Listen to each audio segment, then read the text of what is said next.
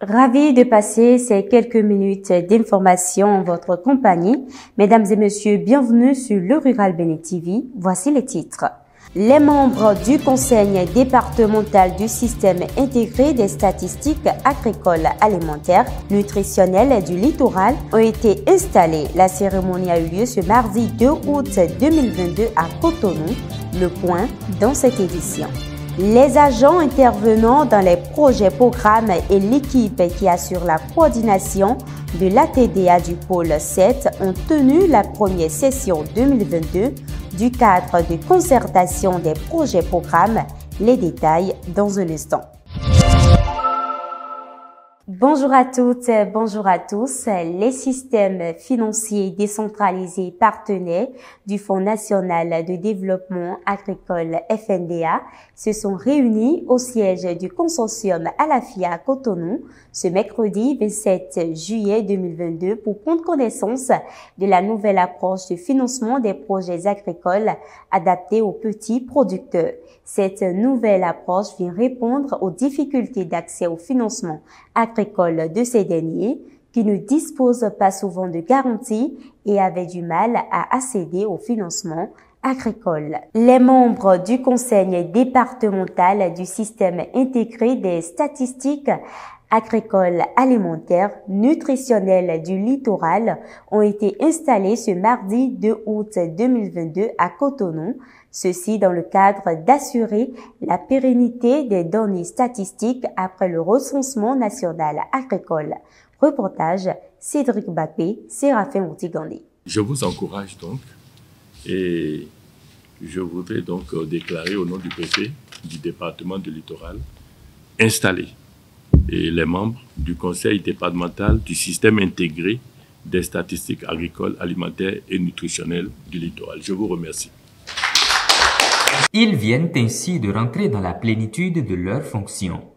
Eux, ce sont les membres du conseil départemental du système intégré des statistiques agricoles, alimentaires et nutritionnelles du littoral. Ce dispositif vise à assurer la disponibilité des données statistiques au niveau déconcentré.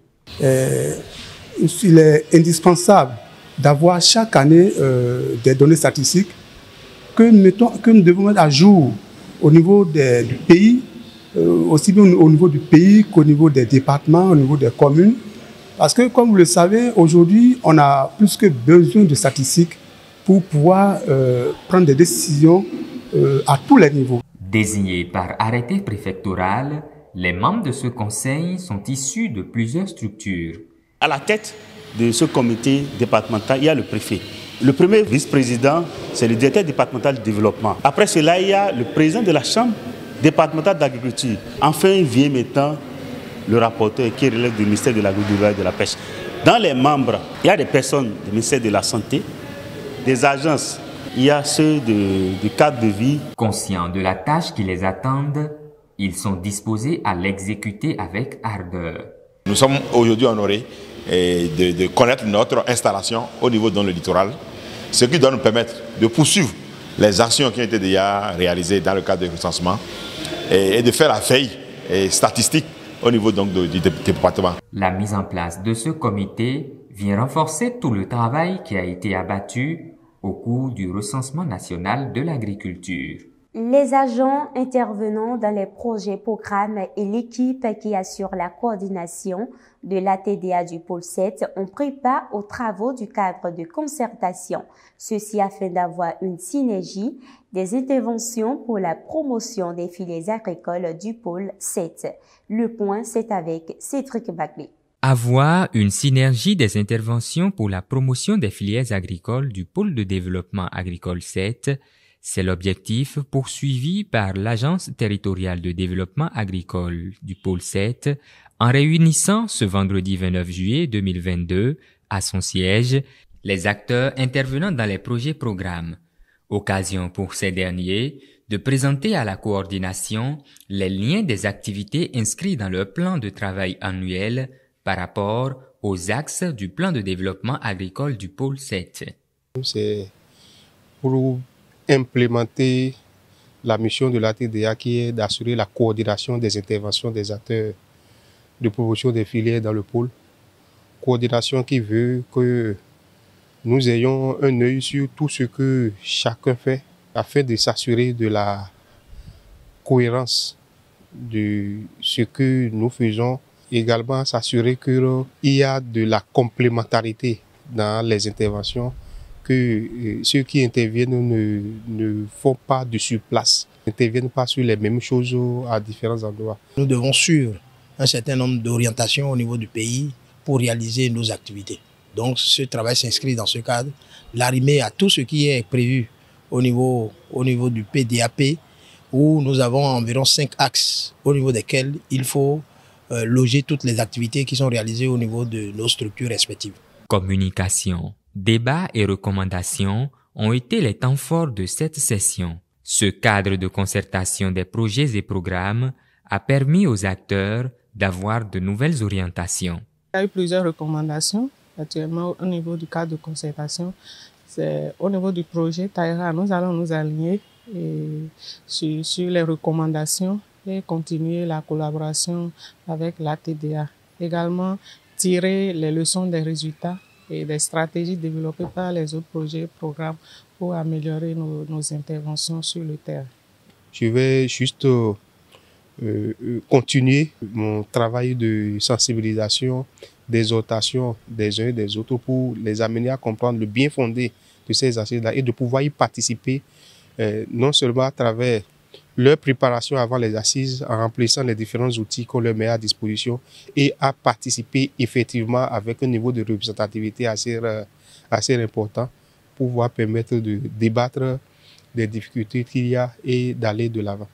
Tout ceci permettra l'amélioration des interventions dans le pôle de développement agricole 7. Restons toujours avec vous, Cédric Bakpé, pour le compte rendu de la cérémonie de remise officielle des agréments UEMOA CEDEAO aux 21 entreprises spécialisées dans la transformation d'ananas au Bénin. 21 entreprises transformatrices d'ananas en produits dérivés peuvent désormais exporter leurs produits vers les marchés sous-régionaux grâce à l'obtention des agréments UEMOA et CEDEAO. Le processus ayant conduit à ce résultat a bénéficié du concours de l'Agence territoriale de développement agricole du pôle 7 et de l'accompagnement de l'Agence belge de développement ENABEL à travers le programme DEFIA. Les agréments objets de remise au profit de 21 entreprises officiant dans le maillon de la transformation de la filière ananas au Bénin avec une diversité de produits dérivés, constituent la marque de reconnaissance de la qualité des dits produits et faciliteront leur commercialisation sur les marchés plus importants. Aussi voudrais-je saisir l'occasion de la présente cérémonie pour assurer les entreprises que le programme DEFIA ne ménagera aucun effort pour continuer l'accompagnement à travers notamment la facilitation à la participation aux foires internationaux et sous-régionaux et l'organisation des rencontres B2B permettant de tisser des relations d'affaires avec de nouveaux clients en vue de contribuer à augmenter le volume de produits d'ananas exportés.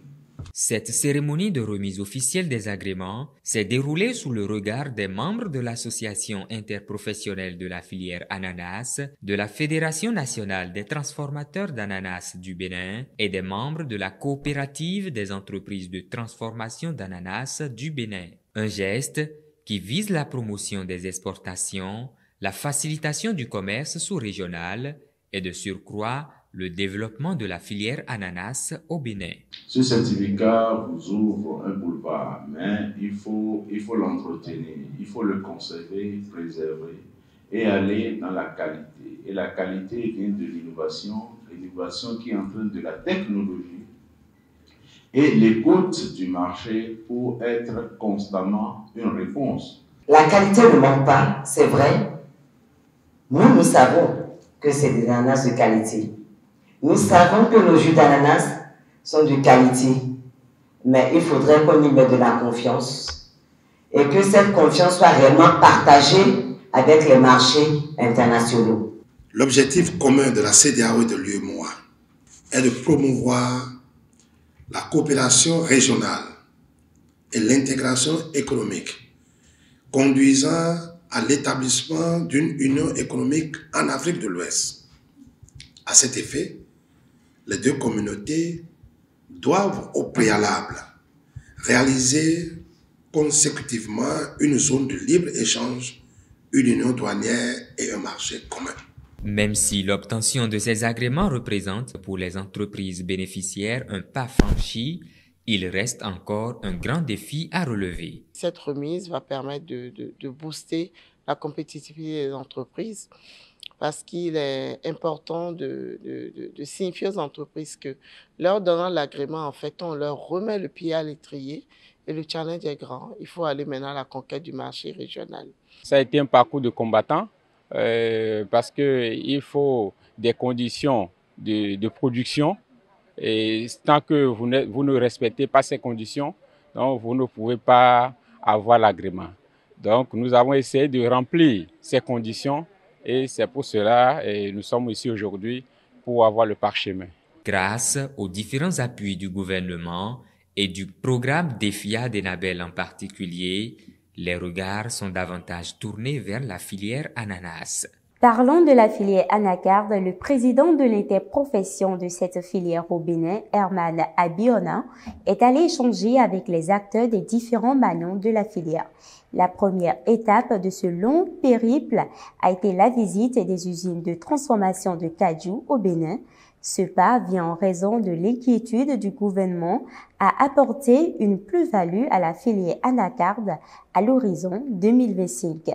Rappelons que le gouvernement, par décret numéro 2022-214 du 30 mars 2022, portant conditions de déroulement de la campagne de commercialisation 2021-2022 des noix de cajou, a interdit l'exportation des noix de cajou brues à compter d'avril 2024. Financé par l'ambassade des Pays-Bas, le programme Approche communale pour le marché agricole ACMA 2 a beaucoup impacté les acteurs agricoles du département du Plateau, ceci en parfaite collaboration avec l'Agence territoriale de développement agricole, ATDA du pôle 6, avec à sa tête Gladys Tossou Lokossou. Le projet ACMA, c'est un projet un peu qui a été complet avec une approche particulière d'accompagnement des acteurs directement à la base et qui a impacté aussi bien les différents maillons en amont de la filière qu'à l'aval. Ça fait de la production à la transformation jusqu'à la commercialisation. Parce qu'il y a souvent le volet commercialisation qui manque un peu lorsqu'on développe des stratégies pour la promotion des filières au niveau de certains projets, mais un aspect particulier, un accent particulier a été mis sur l'accès au marché et donc je trouve que c'est vraiment un plus à ce qui se fait habituellement avec les autres projets. C'est vrai que la dynamique va de plus en plus vers l'accompagnement des acteurs au marché sur tout ce que nous faisons comme action. Et donc, le projet est vraiment très ancré dans l'opérationnalisation de toutes les stratégies définies. En environnement, la perte de la biodiversité constitue de nos jours un sérieux problème qui préoccupe plusieurs pays, à l'instar du Bénin. S'inscrivant dans la dynamique de restauration de cette biodiversité, l'ONG SOS Biodiversity mène une multitude d'actions afin de contribuer à la protection de l'environnement. Mais quelles sont ces actions et quels sont les domaines d'intervention et objectifs de l'organisation? Le président de l'ONG répond à toutes ces questions dans cet extrait. Nous intervenons dans les domaines de la conservation de la biodiversité, les domaines de l'agroécologie, l'éducation environnementale et la sensibilisation, l'écotourisme également. Et nous intervenons de façon théorique sur toute l'étendue du territoire, mais de façon pratique, jusqu'à l'heure actuelle, nous avons nos activités au sud Bénin. et dans plusieurs communes du sud Bénin. SOS Biodiversity est une ONG à but non lucratif. Nous prenons tout adhérent. L'important c'est que l'adhérent soit vraiment engagé dans la conservation de la biodiversité et dans tout ce qui est lié à l'environnement également. Hors de nos frontières, l'ONG IPAR, Initiative Perspective Rurale, un groupe de réflexion, de dialogue et de propositions pour des politiques agricoles et rurales concertées au Sénégal et dans la sous-région, a lancé vendredi dernier à Dakar AgriData, une plateforme de référence agricole destinée à rendre accessibles des données scientifiques fiables. Nous avons pensé qu'il était nécessaire de mobiliser l'ensemble des producteurs et des utilisateurs des données pour que l'on puisse créer cette plateforme de référence afin que tout ce que l'on y mettra soit fiable, a déclaré Cheikh Oumaba, directeur exécutif de l'IPAR, à l'ouverture d'un atelier de lancement de la plateforme. Fin de cette édition, mesdames et messieurs, merci de l'avoir suivi. Bonne suite à vous.